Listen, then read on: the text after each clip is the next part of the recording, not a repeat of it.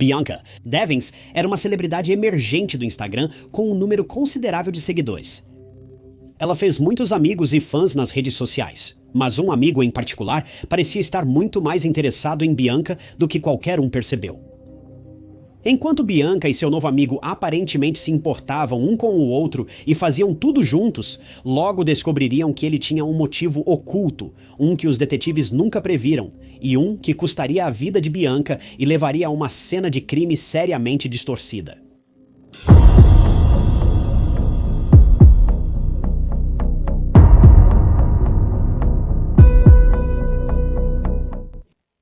Bianca Devins era uma autodenominada garota da internet falsa com muitos seguidores no Instagram. Mas Bianca também era uma pessoa muito real, algo que todos nós podemos esquecer às vezes ao acompanhar algumas de nossas estrelas favoritas das redes sociais. Bianca parecia estar focada em tentar fazer carreira como influenciadora de mídia social, e ela certamente estava a caminho de tornar esses sonhos realidade. Não posso afirmar com precisão o número de seguidores que ela tinha, mas atualmente sua conta tem quase 150 mil seguidores. Certamente muitos desses seguidores encontraram sua conta após o crime ter ocorrido, mas abordaremos isso mais adiante. Com apenas 17 anos, Bianca tinha uma boa cabeça para a sua idade. O incrível talento artístico dela é evidente em várias de suas postagens expressionistas no Instagram. Bianca não era uma chamada e-girl no sentido tradicional da palavra. Ao invés de postar fotos provocantes como muitos fazem atualmente, ela posava para fotos mais artísticas, frequentemente adicionando legendas ou outras imagens ao seu lado, fazendo de suas postagens mais uma forma de arte moderna do que qualquer outra coisa. Bianca se concentrava em sua potencial carreira online, mas também tomou medidas para garantir uma vida bem-sucedida caso as redes sociais não dessem certo. Bianca era uma garota brilhante que, segundo sua família, tinha orgulho de ajudar os outros. Um ex-amigo virtual lembrou que Bianca sempre estava disposta a ajudar os outros, mesmo enfrentando dificuldades pessoais. Bianca planejava estudar psicologia no Mohawk Valley College em Utica, Nova York. Ela não parece ter decidido o que planejava fazer com esse diploma ainda, mas eu imagino que ela teria se envolvido em aconselhamento ou algum tipo de terapia se eu tivesse que adivinhar, mas realmente não sabemos ao certo.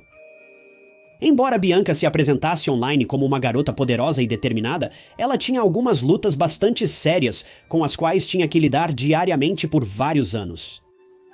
Tenho certeza de que a maioria de nós está ciente de que ser adolescente é incrivelmente difícil, e muitos adolescentes acabam lutando contra a depressão em algum momento. Mas para Bianca, suas lutas eram muito mais profundas do que muitos de nós jamais teríamos que lidar.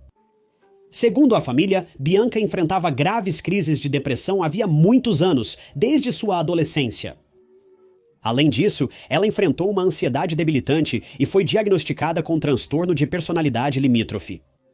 Agora, eu realmente não sei nada sobre transtorno de personalidade borderline, então certamente não vou tentar dar nenhum detalhe real para tentar descrever o transtorno. Mas eu sei que um grande número de pessoas, muitas vezes, luta com transtorno de personalidade borderline e muitos deles são adolescentes. A única certeza sobre transtorno de personalidade borderline é que frequentemente leva a uma percepção distorcida da realidade e emoções intensificadas. Foi relatado que até 10% das pessoas com transtorno de personalidade borderline tirarão a própria vida antes de encontrar um tratamento adequado. Além disso, Bianca seria tratada para transtorno de estresse pós-traumático, mas a causa exata de todos esses problemas é incerta. Segundo os entes queridos de Bianca, devido a todas essas lutas, ela passou boa parte da adolescência entrando e saindo de hospitais psiquiátricos. Bianca enfrentava um período difícil, lutando para lidar com seus problemas de saúde. Apesar de seus esforços, muitas vezes era obrigada a passar longos períodos hospitalizada para tratamento. Diante dos problemas enfrentados em sua vida, não surpreende que Bianca tenha encontrado refúgio em comunidades online, especialmente no 4chan e Discord. E quem pode culpá-la? Muitos desses fóruns dos quais ela se tornou parte se orgulhavam do anonimato que ofereciam, permitindo que Bianca pudesse ser quem quisesse sem se sentir julgada pelos problemas que enfrentava no dia a dia. Bianca encontrou um grande número de amigos online, mas também fez mais do que alguns inimigos de acordo com um artigo de jornal.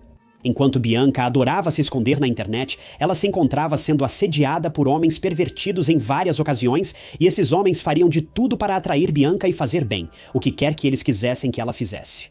É difícil prever o comportamento de estranhos na internet atualmente. Eles poderiam estar assediando-a por fotos incomuns, pelo que sabemos. Isso pode parecer uma piada, mas se você tem filhos adolescentes, fique atento às pessoas com quem eles interagem online. Uma coisa pode levar a outra muito rapidamente, e Bianca estava prestes a aprender isso da pior maneira possível. Um dos homens com quem Bianca estava conversando online se chamava Brandon Clark. Brandon era um pouco problemático na infância. Embora os detalhes de sua infância e criação não tenham sido realmente compartilhados publicamente, sabemos que ele teve que lidar com muito trauma em seus anos mais jovens, muito parecido com Bianca. Ele se lembrou de um incidente em particular onde ele viu seu pai usando uma arma para manter sua mãe refém por várias horas. Felizmente, a situação parece ter se resolvido, mas isso causou um grande dano ao Brandon, considerando que ele era tão jovem na época. Com o passar do tempo, Brandon conseguiu se manter firme, mas ele sempre teve problemas e gatilhos que o levavam a acessos de raiva, paranoia ou pior. Apesar de ter uma vida normal, Brandon lutava contra demônios desde que se lembrava, o que provavelmente explica sua boa relação com Bianca. Muitos acreditam que Bianca e Brandon se conheceram no Instagram na primavera de 2019. Ele começou a seguir Bianca por gostar de suas postagens, mas logo passou a enviar mensagens privadas também. Bianca achou que ele parecia ser um cara perfeitamente legal, então ela até respondeu às mensagens dele. A relação deles floresceu em uma amizade, mas havia um problema. Bianca tinha apenas 17 anos na época, enquanto Brandon tinha 21. Mas isso não importava para Brandon, enquanto ele adorava ser amigo de Bianca. Para ele isso simplesmente não era suficiente, enquanto a relação deles não era ilegal per se, considerando que a idade de consentimento em Nova York é de 17 anos. A relação deles certamente chamou a atenção de alguns. Brandon expressou seus sentimentos românticos por Bianca várias vezes, mas Bianca rapidamente o colocou em seu lugar, explicando que não estava interessada em se tornar mais do que amiga. Ela sentia que os dois tinham muito em comum, e ambos conseguiam tirar muito proveito da amizade, mas Brandon simplesmente não conseguia deixar isso para lá. Mas aqui é onde as coisas ficam um pouco confusas. De acordo com os investigadores, eles têm evidências para sugerir que Bianca era, citando, pessoalmente íntima com Brandon. Seu palpite é tão bom quanto o meu sobre o significado disso, mas para mim sugere que eles têm motivos para acreditar que a relação era privada e consensual. Posso estar errado, mas é o que parece pelo que vejo. Mas a mãe de Bianca refuta essas alegações, dizendo que ela conversou com Bianca sobre Brandon em várias ocasiões, e Bianca garantiu a ela que o relacionamento deles não passava de amigável. Mas sejamos realistas por um momento. Se você tivesse 17 anos e namorasse 21, contaria aos seus pais? Não conheço a dinâmica do relacionamento da Bianca com a mãe dela, e certamente não estou sugerindo que a Bianca mentiu para a mãe. Não conheço essa família. O único ponto que gostaria de fazer é que é possível que a mãe dela não estivesse ciente da natureza completa deste relacionamento. Agora, eu posso parecer totalmente fora da linha ao sugerir tal coisa, considerando que a Bianca era menor de idade. Mas a razão pela qual cheguei a essa conclusão de que Bianca não estava sendo totalmente honesta com sua mãe é porque uma das amigas íntimas da mãe de Bianca afirma que ela temia que Brandon estivesse manipulando Bianca.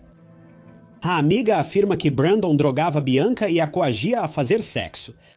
Então, se essa amiga da família tinha motivos para acreditar que Bianca e Brandon estavam intimamente envolvidos um com o outro e os detetives afirmam a mesma coisa, bem, eu não acho que seria um exagero supor que eles estavam intimamente envolvidos.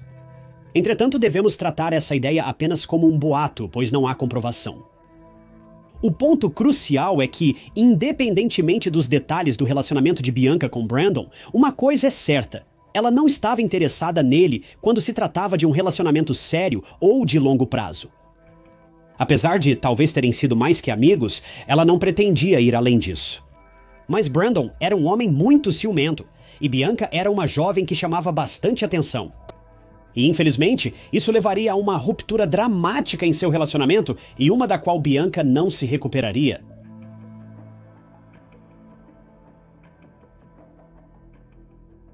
Era julho de 2019. Nas últimas semanas, Bianca vinha conversando com sua mãe sobre ir a um show em Queens. Um cantor de folk gótico que Bianca adorava estava vindo para a cidade e ela queria muito estar lá. A mãe de Bianca estava muito nervosa em deixar a filha ir sozinha a um show, mas logo soube que Brandon também iria. A mãe de Bianca adorava Brandon. Ele parecia ser um rapaz muito bem arrumado, e ela ficou mais tranquila em deixar Bianca ir ao show, sabendo que ele a acompanharia. Para ser claro, a mãe de Bianca não queria que ela fosse, mas como Bianca estava quase com 18 anos, nas palavras da própria mãe, ela iria independente de sua permissão. Na noite do show, Bianca estava extremamente empolgada. Ela passou a maior parte da noite experimentando várias roupas e pedindo a opinião de sua mãe. Ela optou por uma regata preta com uma saia preta e branca. Foi nesse momento que a mãe de Bianca soube que outro jovem, Alex, que ela conheceu no Discord, iria com elas ao show. Não se sabe a idade de Alex, mas ele morava perto e Bianca achou que o show seria uma ótima forma de se conhecerem pessoalmente. Bianca saiu de casa com Brandon e encontrou Alex mais tarde. Segundo relatos, Bianca demonstrou interesse romântico por Alex, apesar de ter dito à mãe que queria ficar solteira para não se sentir presa quando fosse para a faculdade em alguns meses. Mas por algum motivo, Bianca parece ter ficado surpresa com Alex. Alex e ela tinham muito em comum e ele era um jovem extremamente doce e atencioso. Os dois conversaram por horas e horas online falando sobre tudo e qualquer coisa. Bianca sentia que os dois eram amigos há anos, mesmo que só se conhecessem há algumas semanas, pelo que eu posso dizer. Esse relacionamento só continuou e se fortaleceu quando se encontraram pessoalmente, e Bianca parece ter se apaixonado perdidamente por Alex, e os dois acabaram se beijando em uma loja próxima no Queens. Como você pode imaginar, esse beijo irritou muito o Brandon. Brandon, sendo um tanto possessivo, sentiu-se traído pela Bianca. Afinal, ela mal havia dito a Brandon que não queria nada sério quando, aos olhos dele, virou as costas e começou a perseguir outra pessoa. Brandon estava devastado, para dizer o mínimo. Bianca insistiu para Brandon que isso não passava de um beijo amigável, mas Brandon concorda que algo mais estava acontecendo ali. No entanto, parece que os três foram ao concerto juntos de qualquer maneira, mas Brandon manteve um olho muito mais atento em Bianca depois disso. Bianca se comunicou com sua mãe durante a noite, enviando a última mensagem por volta das 19h30, quando procuravam uma vaga para estacionar no show. Depois disso, a mãe ficou no escuro, sem notícias deles, até por volta da 1h45 da manhã seguinte. Ela presumiu que Brandon e Bianca haviam parado para dormir antes de dirigir para casa após o anoitecer, mas isso não era verdade. Às 7 da manhã, a irmã de Bianca, Olivia, ouviu uma batida na porta. Ela atendeu e ficou chocada ao descobrir que eram os policiais querendo falar sobre Bianca.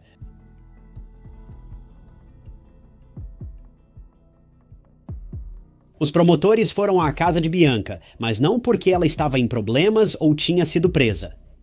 Em vez disso, trouxeram a pior notícia que um pai poderia imaginar. A vida de Bianca foi roubada por um amigo da família em quem confiava, tornando a situação ainda pior. Embora Brandon possa ter dado aparências externas de ser um jovem muito calmo e composto, ele não era de forma alguma. Os dois discutiram por horas sobre o beijo de Bianca com Alex após o término do concerto. Enquanto Bianca achava que não passava de um mal-entendido, Brandon percebeu isso como uma violação direta de sua confiança e ele não iria tolerar isso. Brandon realmente acreditava que amava Bianca e teria feito qualquer coisa para que ela o amasse também. Mas se ele não pudesse ter Bianca, ninguém poderia. Enquanto os dois estavam no meio de uma discussão acalorada no carro de Brandon, Brandon tirou uma faca que havia escondido em seu carro mais cedo e tirou a vida de Bianca com um movimento rápido. Por motivos desconhecidos, Brandon parece ter tido uma suposição ou ilusão. Ele e Bianca estavam namorando, apesar dela supostamente ter deixado claro que não tinha interesse. Sabemos que isso é verdade porque o próprio Brandon ligou para a polícia e confessou o crime. Porém, ao invés de admitir que matou seu melhor amigo, ele ligou para o 911 e disse: "Acabei de matar minha namorada." Mas aqui é onde as coisas ficam perturbadoras, confusas e simplesmente sombrias. Naquela fatídica noite, Brandon revelou que não só estava lutando contra alguns problemas sérios, mas que ele era verdadeiramente um homem doente e perturbado. Antes mesmo de se dar ao trabalho de ligar para o 911, Brandon na verdade tirou fotos com o corpo de Bianca, posou com o corpo dela e então compartilhou essas imagens por toda a mídia social. Se isso já não fosse ruim o suficiente, essas fotos se espalharam como um incêndio, mas fica ainda pior a partir daqui. Como Bianca era uma celebridade emergente no Instagram, essas fotos logo chegaram à plataforma e foram enviadas para as caixas de entrada dos membros da família dela. Essas imagens foram enviadas repetidamente para a mãe de Bianca, que as abria antes de perceber o conteúdo, sendo surpreendida com as cenas mais terríveis de sua filha que alguém poderia ver.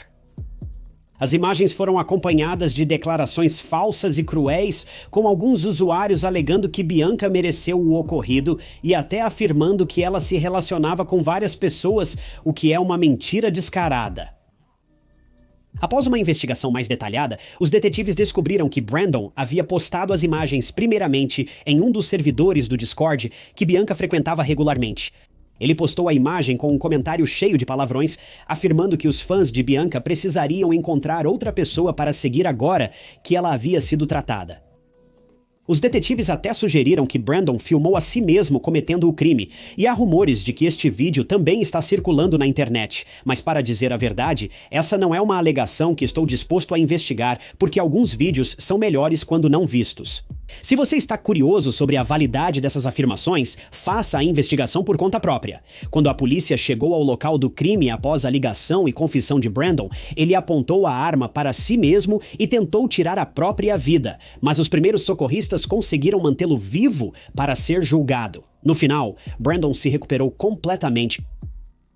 Os investigadores afirmam ter motivos para crer que Brandon tirou a vida de Bianca por ciúmes e pela fama, pois encontraram uma nota no local do crime, que foi escrita por Brandon dizendo que você nunca me esqueça.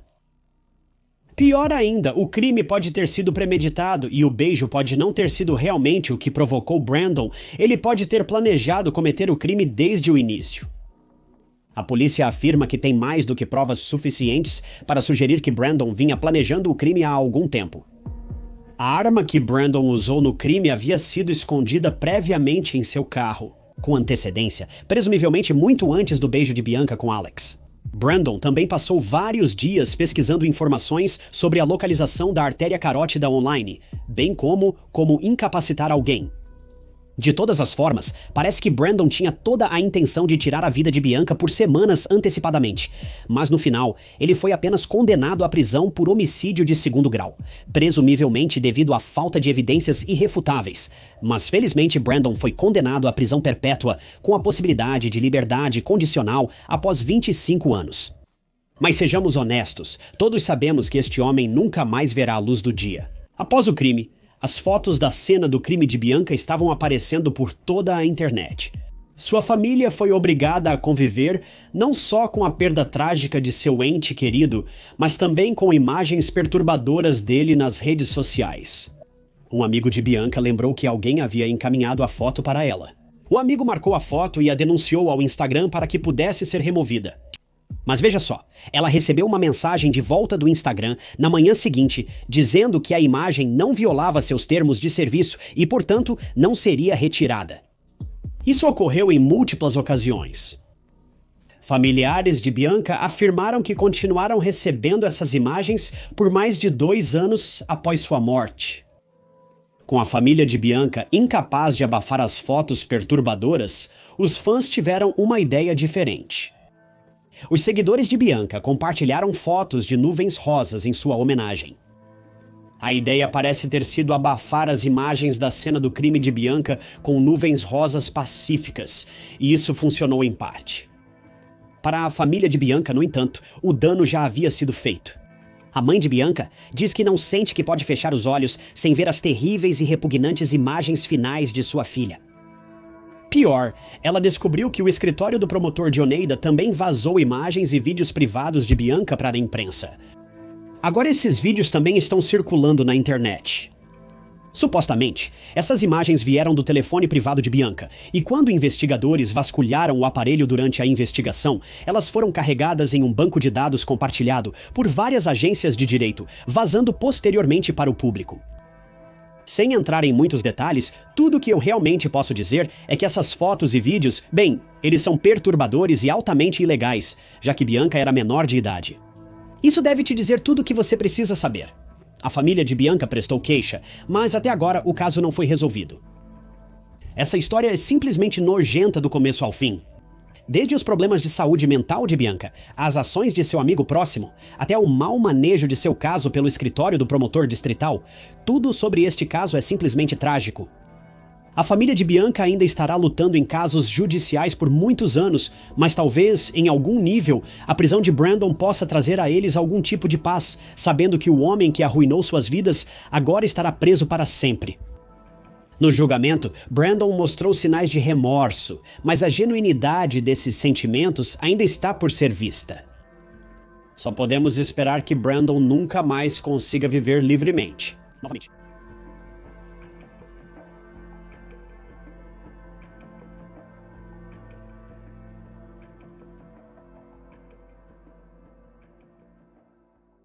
Obrigado, pessoal, por sintonizarem outro episódio de Histórias de Crimes Reais. Para ver mais documentários de crimes reais assim, clique no botão de curtir e se inscreva. Se quiser apoiar o canal, basta deixar um comentário abaixo. Qualquer comentário ajuda.